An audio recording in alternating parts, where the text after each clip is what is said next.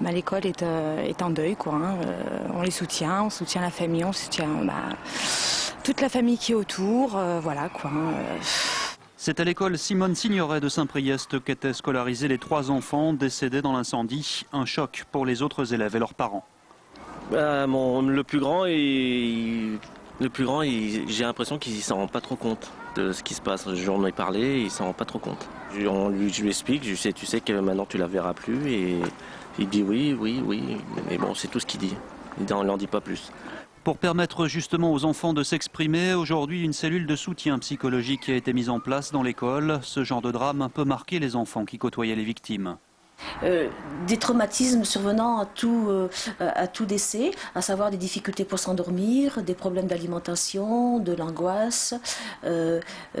Certains enfants peuvent être abattus, comme d'autres, au contraire, peuvent être énervés ou sembler ne pas avoir de réaction, mais être quand même touchés. Et au bout de quelques jours, avoir des signes d'appel, comme la difficulté de s'endormir, ou des troubles d'alimentation, ou des troubles du comportement. Dans un point de presse organisé cet après-midi, le maire de Saint-Priest a indiqué que l'enquête n'avait pas encore permis d'identifier les causes de l'incendie. Les corps des 3 enfants seront rapatriés en Tunisie, où ils seront inhumés. Vraisemblablement, l'avion qui serait affrété pourrait l'être vendredi, mais nous ne savons pas encore définitivement si c'est arrêté. Ça dépendra de l'état de santé du papa, qui donc a été quand même brûlé assez gravement.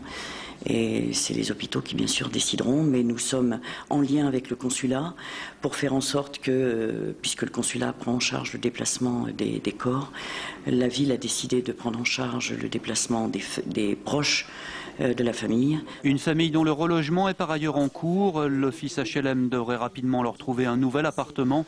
Les habitants de Saint-Priest ont également organisé une collecte de fonds spontanée pour eux.